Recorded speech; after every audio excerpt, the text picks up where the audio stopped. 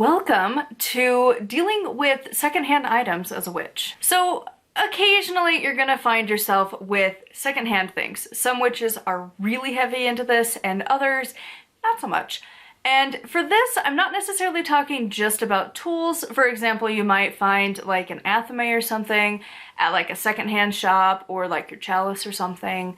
Or you might even find like some ritual clothes. It's not really common to find like really fancy like witchy clothes at like a thrift store or at a secondhand store or an antique store, but you might.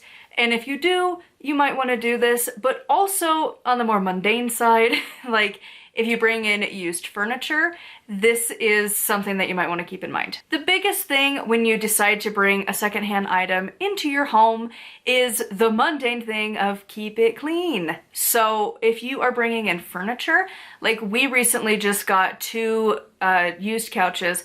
I'm not sure if it's vintage or could possibly qualify into antique. I know vintage is 20 years and it's definitely older than 20 years. It is not early 2000s. It is definitely like, I feel like it's closer to like 70s, maybe earlier. Like based on the style, how it's made, it's not new by any means. So with that said, like with our new couches, to us new, well, we got them for free and they were just from somebody in town. And I can't remember if the person had moved or if they had died. Like, I should remember that, but I don't.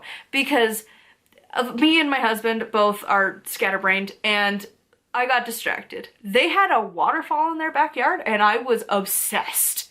Because that's what I would love in my own yard, is to have flowy, pretty water at all times. Just to stare at it, and read a book, and stare at it, and just stare at it forever.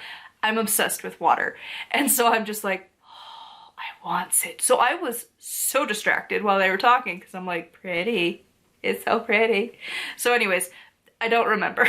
I remember what their fountain looks like though, very specifically. So anyways, we ended up with this furniture. It was free. And so regardless if you pay, if you pick it up at a place, whatever, however it comes to you, big thing, especially with furniture stuff, is look for pests.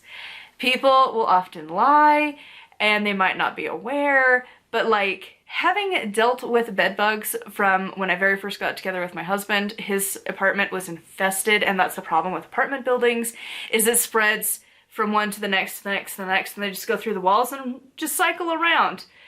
It's a nightmare and it's so hard to get rid of. And like when you have really terrible landlords that won't pay to actually have it like professionally done, it's a nightmare, to say the least. So I have some PTSD involving that. So I'm a little OCD when it comes to like dealing with it.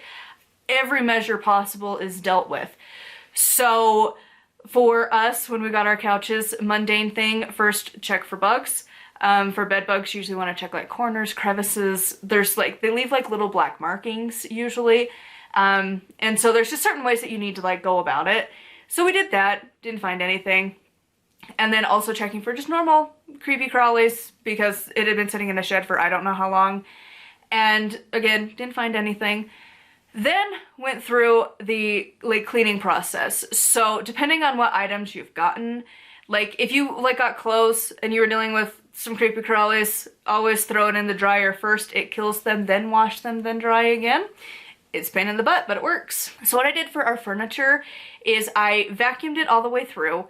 Very ridiculously because, oh my god. So I vacuumed every crevice multiple times over. Then I took some bug spray, sprayed them down, left it for 24 hours, well-ventilated area.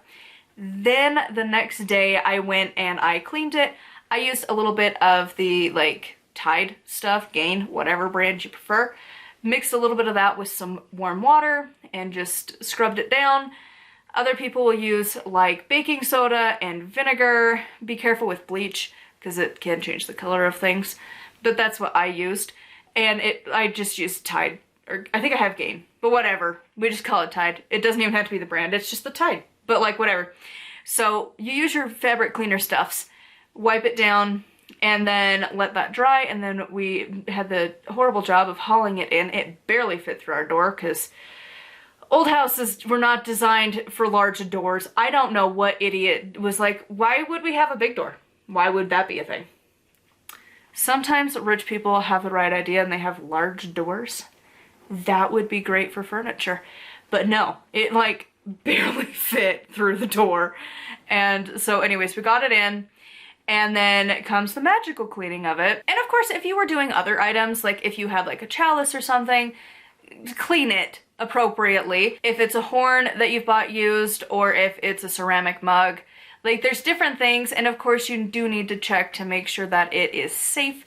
Old things can have like toxic things, lead paint, and especially on like certain painted mugs and stuff, and glass from back in the day, like just be cautious of what you're using, but clean it however you need to. A lot of those stuff, especially if it's like ceramic things, you might not want to be putting like dishware into your dishwasher. You might need to just break out the hand soap and, you know, the dish and, you know, scrub dub all by yourself, not a machine doing it. Then comes magical stuff. So what I did is, as I was physically cleaning it, I was just kind of like letting my energy mingle with our new couch and just kind of being like, hey, like I really appreciate like how old you are. I don't know your backstory, but I love your style. It reminds me of this because it has a very, very old style to it. It reminds me of like an old house from like easily probably like 40s to 60s, like the 1940s to the 1960s or so. It might be older than that, but that's the vibe that it gives off, is like your old granny who was born in like the 1930s, like that was the couch she grew up with and inherited and has just kept all these years. Like it is in pristine condition that we've got, but it reminds me of that. Like it is the old furniture that actually is built really well. So naturally when you stub your toe on it, it hurts so much more because it doesn't give. Like it is old heavy furniture, but man, it's gonna last forever. But anyways, so just kind of like introducing energies and like kind of complimenting it, saying like, hey, like this is your new home, blah, blah, blah. This might sound a little woo-woo, that's fine. So then once it's all done and it's put inside the house, you could do this before or after. I always like to cleanse items. I figured we're gonna cleanse it after we go through the chaos of getting it into the house, because like, oh my, I had to go ask for help from our neighbor because I'm like, I can't do this. This is too much. I am in fact not strong. Oh no. So our neighbor came and helped us, got it in, and then I used an incense stick that's sage, and I used that to cleanse it. You could use whatever ones you wanted. If you wanted to use like, I don't know, fresh herbs, you could. I just felt like I didn't want to, because right around that time, both me and my husband started to get like food poisoning or a stomach bug or something, and our feeling good just progressively was like creeping fast downhill. And so we were feeling pretty crap. And it was like, you know what, bare minimum, but I feel like I need to do this before I officially give out. So like, I just used a stick of sage incense that I bought pretty sure at Walmart, and then used that. Use what you got. You don't have to have fancy things all the time. So I used my incense and I just cleansed it as you would. Incense sticks are such a cheap, affordable, easy accessible tool. I love them. And so I used that to cleanse each one, and then I had a little bit of a like essential oil mix that was from one of the many moon boxes that I had gotten back in the day, the Witch's Moon box. And I think it was like an aura cleansing or something, but I used that to spritz it down. And I didn't go very close to the fabric because I didn't want to leave like any marks, just kind of very lightly misted it and charged it to be ours. And then from there, like I felt like it was fine. I've got enough like things around our house, different shields and wards and whatever, that I feel confident that it's fine. But that's how I deal with it. Obviously different items, you do different things. If you were doing like any dishware, you probably would not be putting essential oils onto it unless you plan to rewash it again.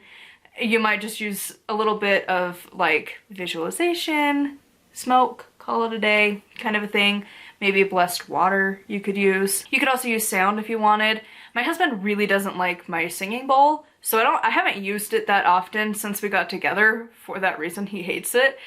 And so like I just don't use it very often anymore, but that is one that you could use as well. It's one of my favorite tools. I just haven't, maybe I should use it more. When he's at work, I'll just use it. Because it's one of my favorite cleansing tools. Like, it works so well. It's so great and fun to use in ritual. They're expensive, but they're fun. Anyways, side tangents. Moral of the story is when you bring items in, like, I don't know, I have a thing of like, you could probably do that with new items too, but there's something about a used item that, and again, some things I don't feel the need to. Like, I'm pretty sure my altar cloth actually that I'm looking at right now, I got gifted to. I can't remember from who exactly. I can't remember if it was like from one of y'all back in the day or if it was from someone I know in real life. I cannot remember. Memory is so much fun. But like that, I didn't feel the need to cleanse. And like secondhand items that I've gotten from like friends and family, I haven't felt the need to do anything with. But it's like when you don't know the backstory, sometimes I feel like I need to. And like, yet with new furniture, I haven't ever really felt like I've needed to. It still is like a getting used to each other's energy thing. And especially if you believe like inanimate objects have a spirit, then it's like commingling. And like, if you have like the like house spirit or like a land spirit who like lives at your space, like maybe introduce them to the new item kind of a thing. Like you can get as like woo-woo as you want on it, but it's just something that like certain items I feel like I need to do and certain ones I don't. So I would love to hear what you do when you bring in secondhand items. Do you feel like you need to do all of these steps? Do you not? Do you just bring it in and be like, yep, this is your home, now figure it out? Like, I would love to hear from you in the comments down below. Huge thank you to my patrons. I'll have their names here on the screen. If you'd like to support me and get access to exclusive content, it is patreon.com/nightwillowcrafts. Make sure to like and subscribe. I post every single day. And until next time, thank you so much for watching, and blessed be.